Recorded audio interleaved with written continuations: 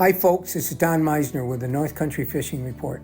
I'm here with Russ Eddy today. And Russ, I've got a real simple question for you today is if you had to pick your favorite lure to go fishing, what would that be?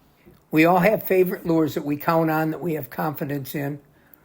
I know you can tell me what you think I would say for mine. Well, for you, I'll tell you what, we talked about things being different all the time.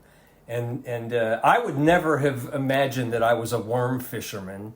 And if I'm going out to fish for largemouth bass in some backwaters, I'm gonna choose a worm first.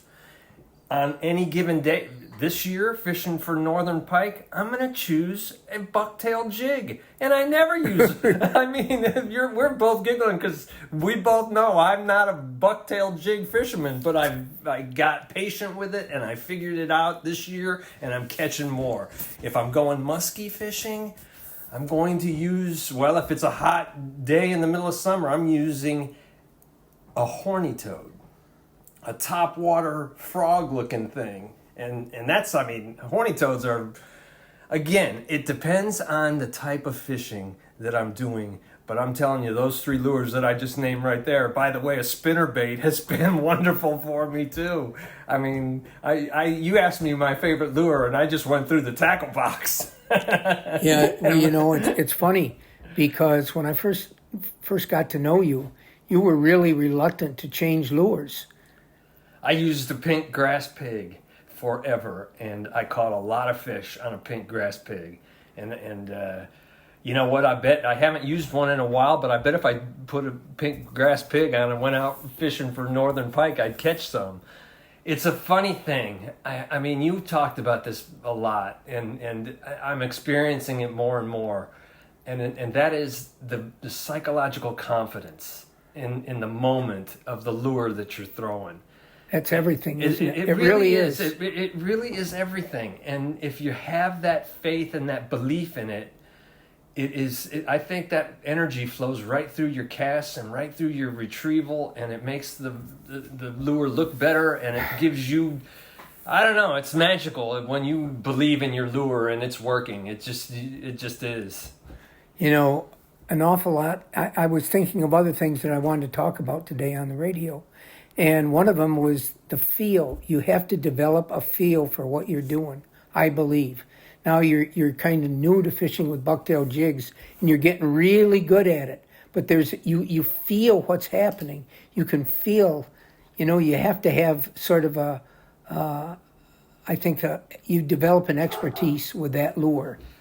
Well, that takes patience too, because a bucktail jig is a tough lure. It was a tough lure for me as a novice with it because it, for whatever reason, I know what reason, the weight of it goes down deeper, and it's an exposed hook, and it can get snagged.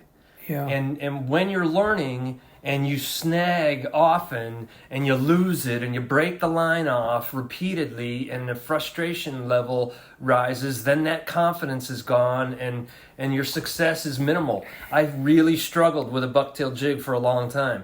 I stuck with it. I had some success. That's critical, is having some success. Maybe getting lucky along the way, or just getting that rhythm and learning to use it. And once you do learn, you get snagged far less. I think you learn how to get it near the bottom and keep it moving, and you learn the rhythm of the retrieval, and it does attract fish. Well, I'll tell you, I do have favorites. My favorite is, of all lures, I think, is a bucktail jig. And I've said this so many times, and people probably think, what is he talking about? Because it doesn't look like it'd be anything compared to all these modern day lures that come out with incredible shapes and so forth. The other thing is that, again, like you said, you got to have confidence in what you use, or you're not going to catch fish anyway. You got to believe that when you throw that out there, something's going to hit it, that it's going to look like something the fish want. So anyway, trying to get Russ' favorite lure, I never got that out of him. But again, he's always got interesting things to say. Until next time, folks, this is Don Meissner with Russ Eddy with the North Country Fishing Report.